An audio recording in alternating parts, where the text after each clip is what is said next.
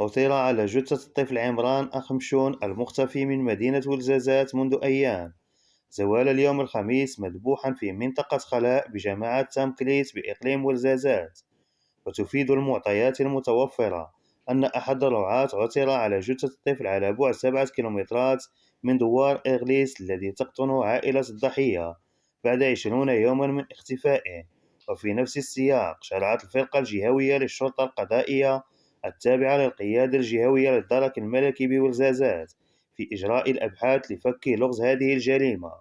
ويذكر أن الطفل عمران ذو ال4 سنوات الذي ينحدر من دوار إغليس اختفى يوم الأحد 12 من فبراير الماضي بجماعات تام كيرت بإقليم ولزازات، وقد غادر عمران المنزل آنذاك من أجل اللعب قرب المنزل قبل أن يختفي عن الأنظار.